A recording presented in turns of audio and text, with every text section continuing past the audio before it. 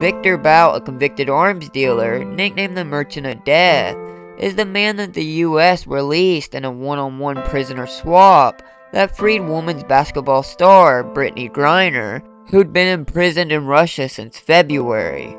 The Russian state media has speculated for months that Griner, who was sentenced to 9 years in prison for having vape cartridges with cannabis oil, could be exchanged for Bout, whose freedom has long been sought by the Kremlin. Earlier reports had focused on a potential trade for both Griner and U.S. Marine veteran Paul Whelan, who was sentenced to 16 years in a Russian prison on espionage charges that he called a setup and the U.S. government dismissed as false, but the final deal was only for Griner. On July 27th, the Secretary of State Antony Blinken offered the first public glimpse at efforts to bring Griner and Whelan home, saying the U.S. has put forward a substantial proposal to Russia. A week later, Russian officials said they were ready to discuss a prisoner swap. Biden administration officials would not respond to U.S. media reports at the time that the offer on the table included a potential prisoner swap for the infamous Viktor Bout. The Kremlin said no deal had been made yet, and for several months there was no public word on any progress. That is, until December 4th, on Sunday, when Blinken told CBS News' Margaret Brennan on Face the Nation that the U.S. has been actively engaged over these many months trying to move things forward in an effort to get our people home.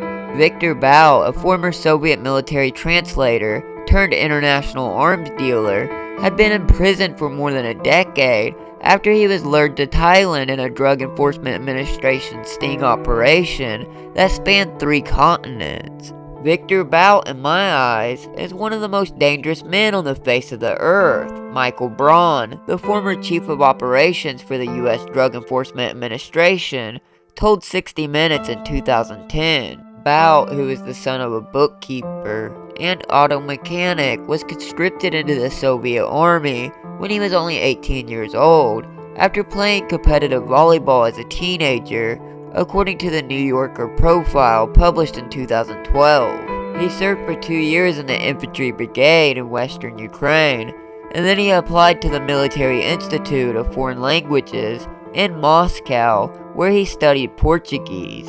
Bout insisted to the New Yorker that he was never a spy, but others, including his former business partner and a former CIA officer, said he had once worked for the GRU, the Soviet Foreign Military Intelligence Agency. In 1995, when he was 28 years old, he began spending time at a cargo hangar in Sharjah's International Airport in the United Arab Emirates, and eventually he launched his own cargo airline called Air Cess, with a small fleet of Russian planes that delivered goods to Africa and Afghanistan.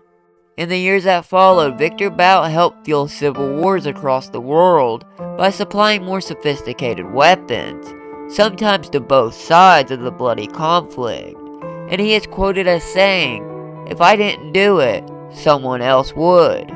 By then, he was on the radar of the US and British officials. Peter Hain, the Minister of State for Africa in Britain's Foreign Office, sounded the alarm as British soldiers in Africa came under attack by increasingly sophisticated weapons. Peter Hain told the House of Commons in 2000 that sanction busters are continuing to perpetuate the conflict in Sierra Leone and Angola, with the result that countless lives are being lost and mutilations are taking place. Viktor Bout is indeed the chief sanctions buster and is a merchant of death who owns air companies that ferry in arms and other logistic support for the rebels in Angola and Sierra Leone, and take out the diamonds which pay for those arms, aiding and abetting people who are turning their guns on British soldiers.